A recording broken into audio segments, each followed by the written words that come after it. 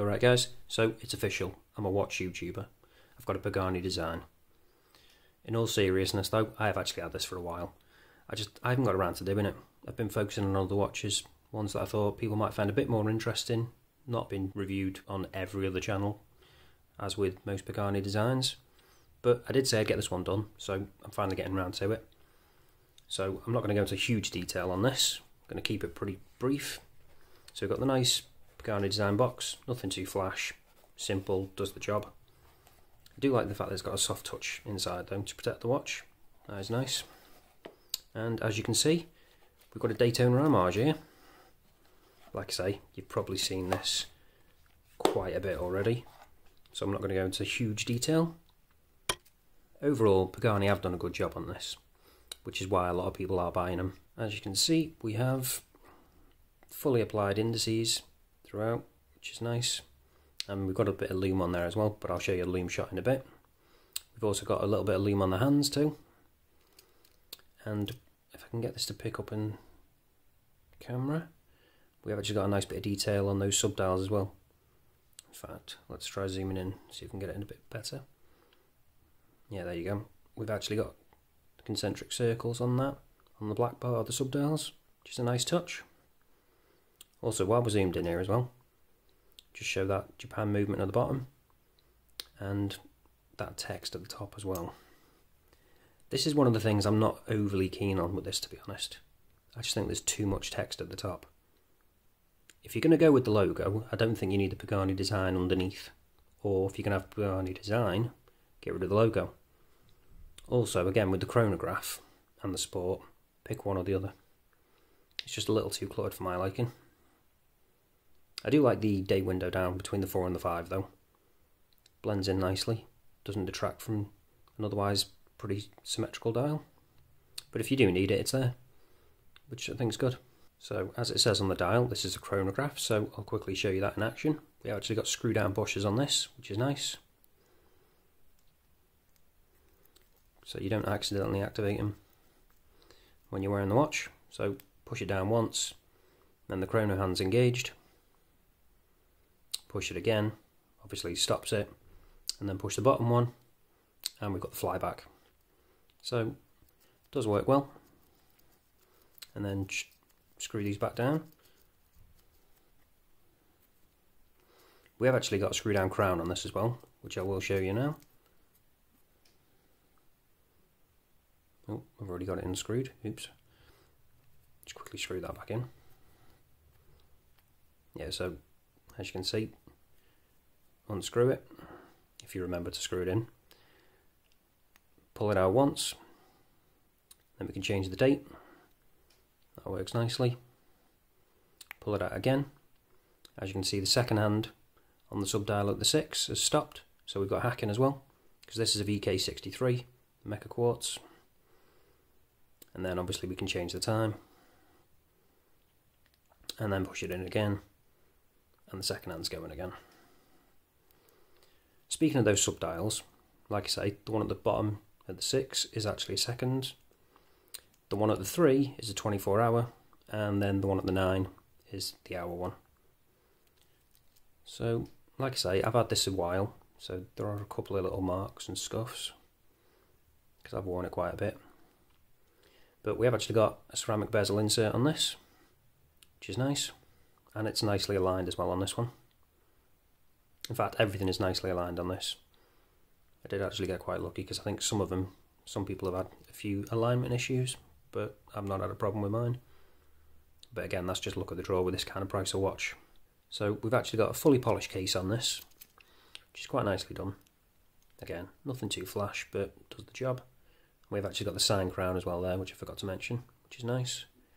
With the bracelet, we've got a mixture of brushed and polished. Personally, I would have preferred it to be all brushed, but we have actually got a polished centre links and brushed on the outside. And this is where that slight difference comes in here, which you'll see when I get around to the clasp, because that isn't the standard Pagani clasp. I've actually switched this out. The original one, just put that down for a second, is this one, which again has the polished mid bit, which kind of blends in a bit better, I guess. But I'll tell you why I changed this. In fact, I'll show you. So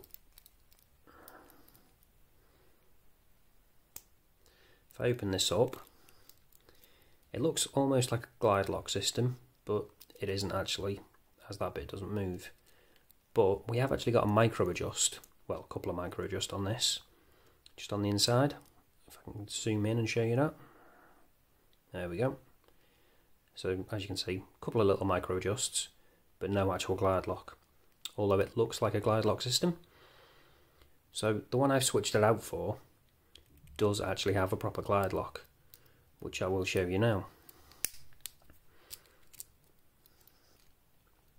So I'll leave a link in the description to this as well as the watch as well, if anybody does want to pick one of these up, because I do think it is a nice addition. So again, that looks quite similar to the Pagani one, but when we get around to the actual inside, as you can see, it does actually have that glide lock system, and it does work really well as well. So you pull it out and then slide it, and you can adjust it pretty much anywhere you want, and then push it back in and it's locked. Exactly the same as the Rolex system, and it does work really, really well. That was the main reason I switched this out, because with the Pagani one, the standard one, I couldn't really get a perfect fit, whereas with this, that's no longer an issue. Like I say, I'll leave a link in the description for where I picked that up from. It actually came on a bracelet. I couldn't find just the clasp on its own, but it worked out more or less the same price. So I just took the clasp off the other bracelet and popped it on this one, and it fit pretty much perfectly. Like I say, the only difference being that's all brushed, whereas the actual bracelet does have the polished mid-link. But I think it looks alright. Blends in pretty well.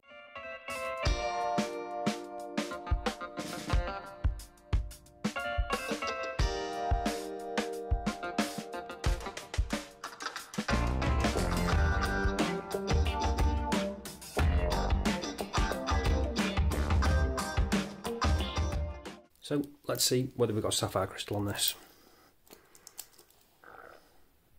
Using the trusty Diamond Selector 2. So as you can see, yep, we do have Sapphire Crystal. So quickly get on to the measurements now. We've got a case thickness of about 11mm, just under. We've got a diameter of about 40mm, then we've got a lug to lug of 48. So pretty nice dimensions, nothing too out of the ordinary. Like I say, you probably know a lot of this anyway, so let's try now the Loom and see what that's like. So as you can see, got a little bit there already, but we'll charge it up and give it a proper chance.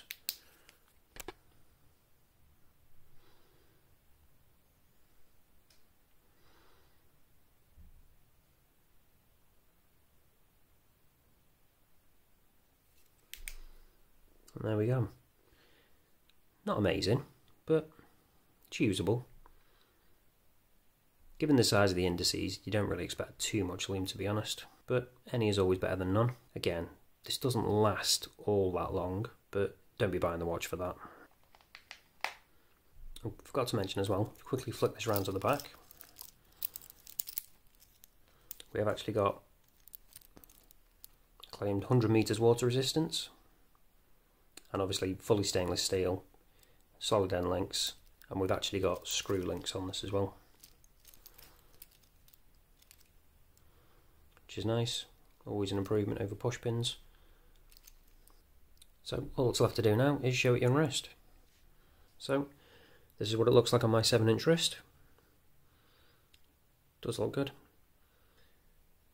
I do still wish though that that bracelet was all brushed. I think it just looks better, to be honest. If you see what that clasp looks like, the one I switched out, which is all brushed, I think it's just a better look, plus you're just less likely to scratch the polished links. Like I say, I've had this for quite a while, so I've got a few little scuffs and scrapes on it here and there. It's not in pristine condition, and again, the majority of them are on those centre links, the polished ones. But that's pretty much it, guys. Thanks for watching, and I'll see you in the next one.